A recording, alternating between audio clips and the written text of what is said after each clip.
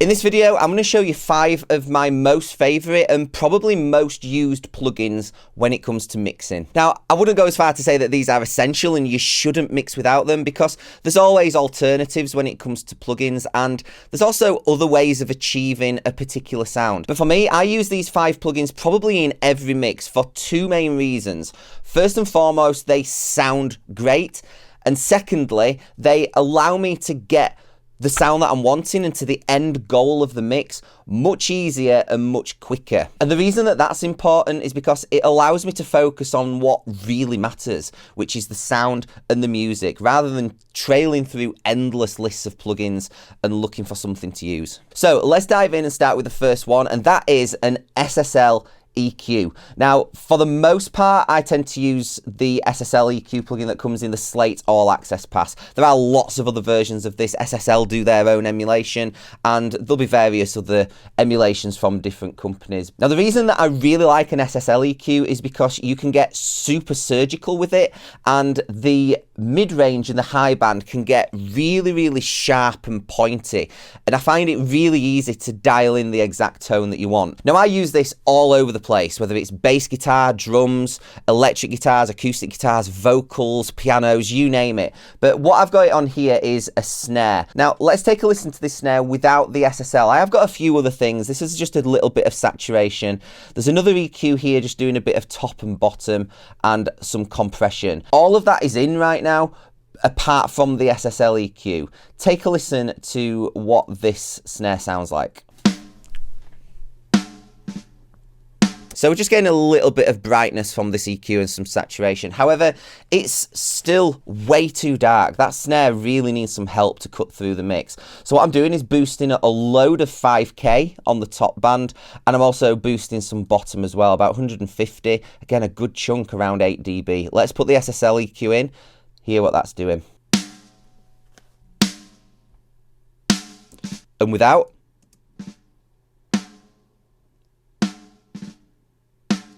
Back in. That really brings the snare to life. I hate to use the phrase, but it does sound like a blanket has been taken off your speakers. It enhances the transient, and we're also getting some nice weight down below as well. I'm also using this same EQ for the kick. Specifically, it's the kick in mic. Again, if you just listen, I've got the SSL EQ off at the moment. This is what the kick sounds like. Now we'll put the SSL EQ in.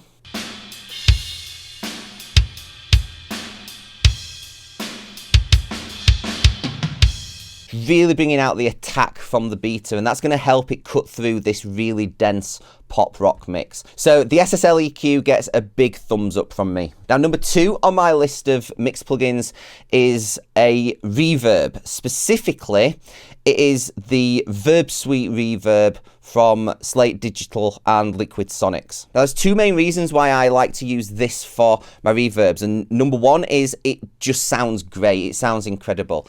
And the second reason is because in this reverb plugin, you have an absolute mass choice of different reverbs and different types.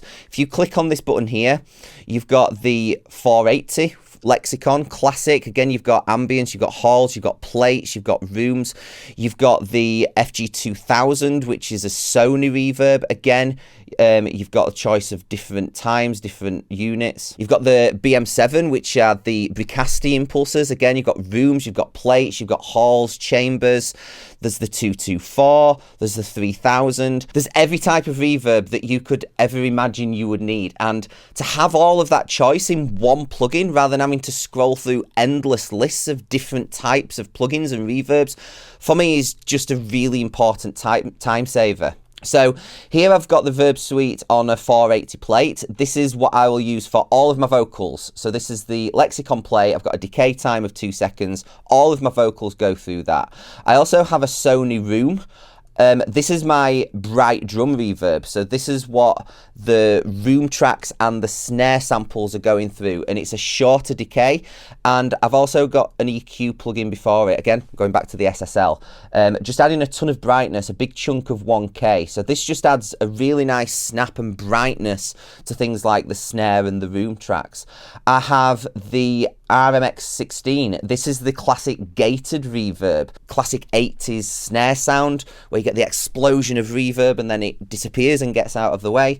That is also here in this unit. We've got a marble room which sounds great on drums. It also sounds really good on acoustic guitars and electric guitars, even pianos and keys. And I've also got the H3000 reverb set to a warm hall. Again, I love the sound of this reverb on electric guitars, also pianos, also things like strings and vocals sound great through this as well. So when it comes to reverbs, this is, in my opinion, probably the best plugin about at the minute, just because there's everything that you ever need all in one box. Now, next on my list, and for similar reasons, is a delay plugin. This is Repeater by D16. Again, this plugin is available as part of the Slate All Access Pass. Now, just like Verb Suite has all of the different reverbs that you could ever want, Repeater has all of the different delays that you could ever want, all in one unit. So we click on here, you've got digital delays, you've got tape delays, you've got memory guy, you've got a space delay, which is a bit like the Roland Space Echo, you've got more tape delays, you've got telephone delays. Everything that you could ever need is right there in this plugin. So this one that's up now, I've got set to a quarter note digital delay, and this is my main vocal delay. All of the vocals are going through this. I also have another one, which is my slap delay, and this is just set to a mono slap, but it's the tape style delay effect. And I also have one set up for my guitar solos.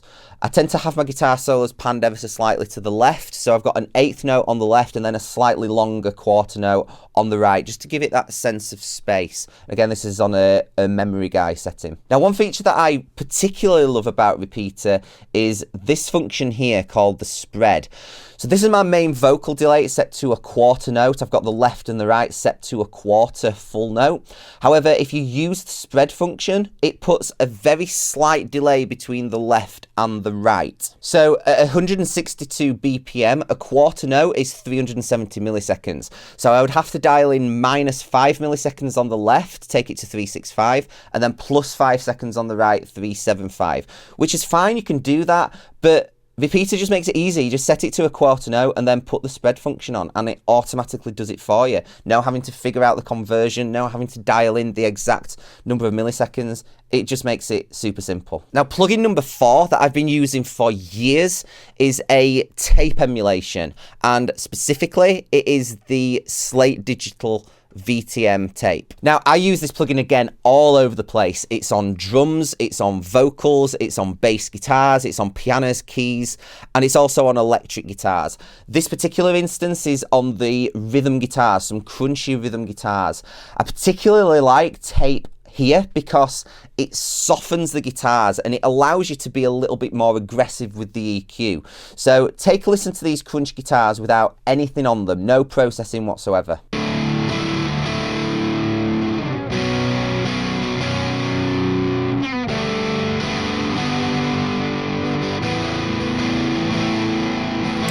Okay, so they sound good, but we need some extra brightness. So the first thing we do is we put some EQ on, just boosting a bit of 4K, we're adding some presence, and we're also adding some lows. That takes us to here.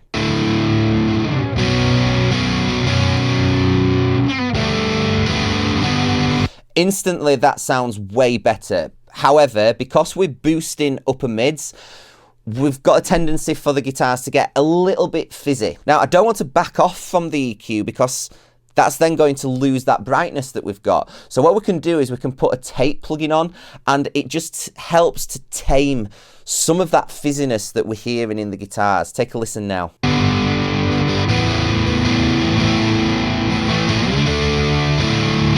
Take the tape off. And back on.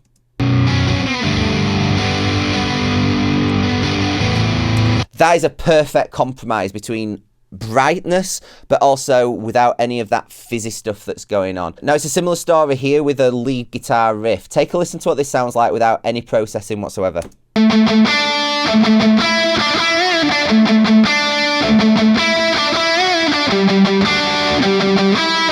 So that sounds great. We've got some repeater delay, we've got some Verb Suite reverb going off on there. However, For it to stand out, I want to add a little bit of brightness. So we reach for our EQ, we're adding some presence, and we're adding some lows just to make it sound really big. Put that in, this is what we get.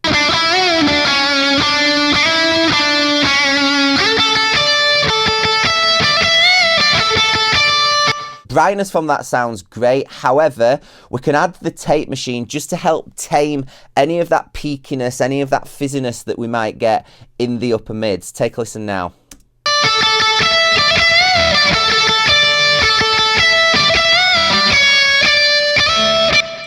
And without the tape.